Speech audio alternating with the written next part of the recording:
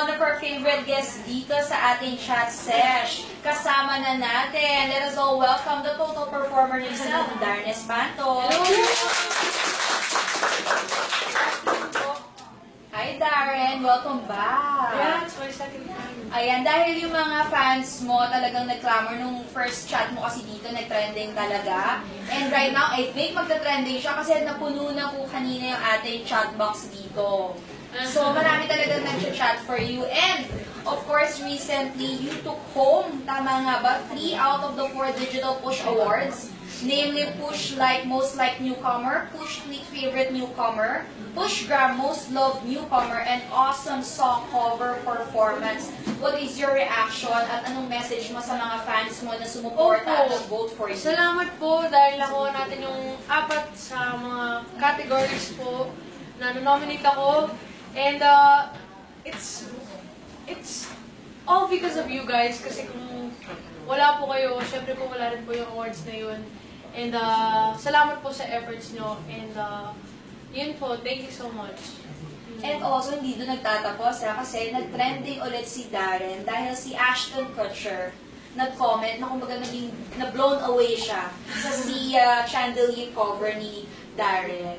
So, what's your reaction? Kumbaga Parang sabi ko, totoo ba to? Baka poster. So, chinek ko, tapos, totoo talaga yung, verified, tapos, maraming likes, tsaka maraming followers. Sabi ko, wow, parang hindi mo, parang i-expect mo. Yun.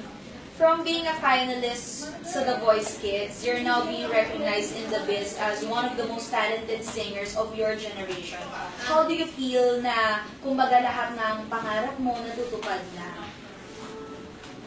When I started out during The Voice, hindi ko po in-expect na ganito po yung mangyayari po pagkatapos.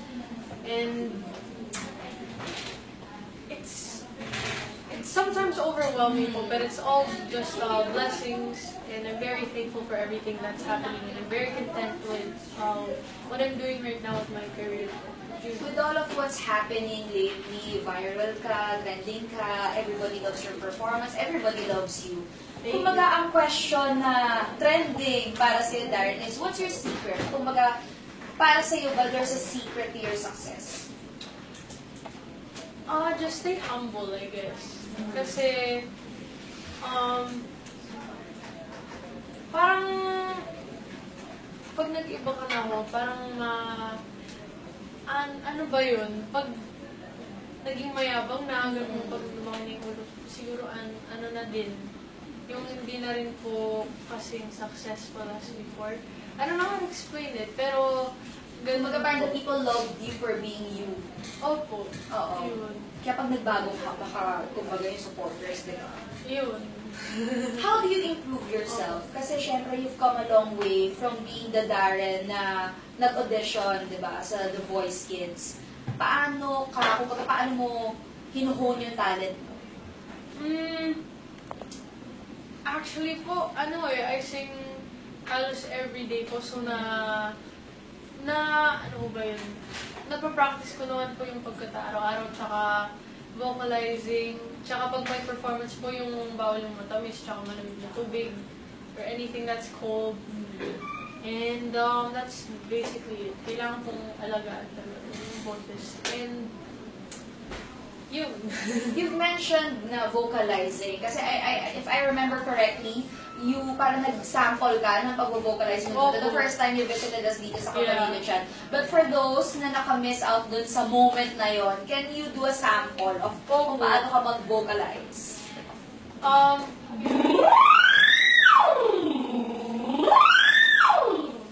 Tas minsan po. Patas. Yun.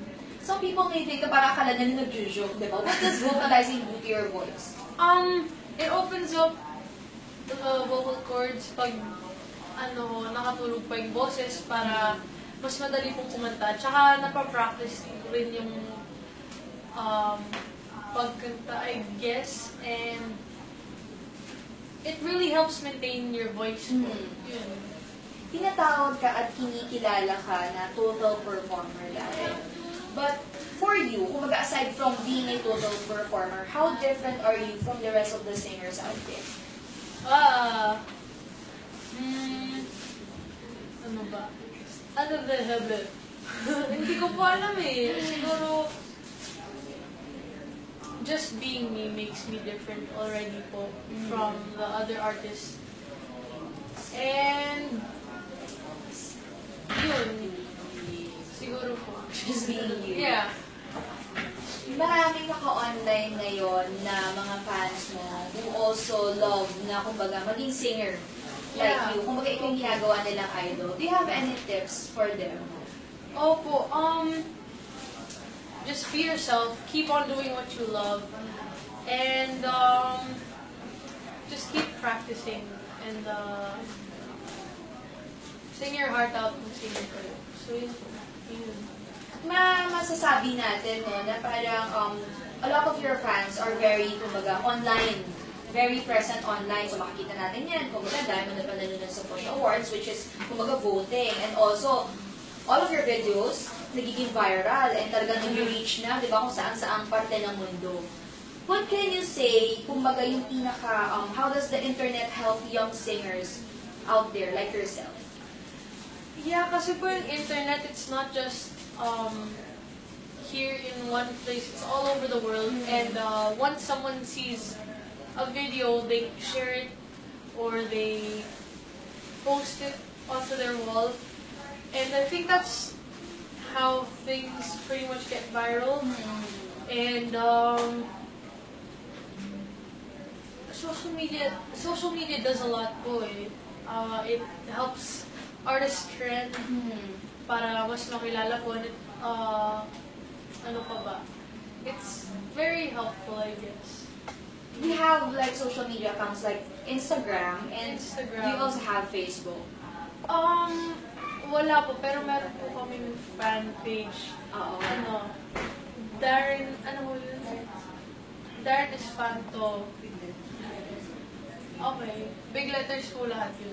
Darren Espanto, big letters lahat. Yeah. So, with Instagram, how do you take care of your Instagram? Kasi alam naman natin na kumbaga, when you have an account online, marami na comments, and then you upload, you know, parts of your life, not just your performance, yung kumbaga na private photos mo also. So, how do you take care of that? Kumbaga, paano inaalagaan yung account mo, not just for yourself, but also for your fans? I like to interact with them, like at the end of a caption, minsan tinatanong ko sila, how's your day going? Or comment down below what you're doing right now, ganun po. And I like to see their answers, kasi nakakatuwa po. How do you, kumbaga, parang make it a point or make sure that you're a good influence? Kasi like I've mentioned kanina na parang kids look up to you. So, paano mo na parang sisigurado na you're being a good influence to them? Kailangan pong maging parang role model po. And you have to watch your actions rin po minsan. Kasi yun nga po, bata po yung nanonood minsan. And yun, just siguro watch out for your image na nakikita po ng tao. Meron mga comments dito ngayon sa ating chat box. Ang tinatanong nila, aside sa vocalizing na ginagawa mo before performing, meron ka pa bang other activities na ginagawa to prepare yourself for your performances? Minsan po nag-jumping jacks ako kasi minsan kabado ako. Jumping jacks. Yun ho. And then, syempre po nagpre-pray po bago kumanta. Tapos, yun po. Pero bago mo talaga ako kumanta, parang ano ako eh, nasusuka na, hindi mo pa kaya. So you have to, kumbaga kaya mag-jumping jacks. Yun po. You need to calm the nerves, yun yung pampakalma mo. And then of course, a prayer. Sino yung usual mong kinakausap or do you even speak to someone backstage? Aside sa jumping jacks and a prayer, kumbaga. Ako po, mas gusto kong nakakonsentrate sa performance ko. Pagkatapos po ng performance, pwede na ako kausapin. Pero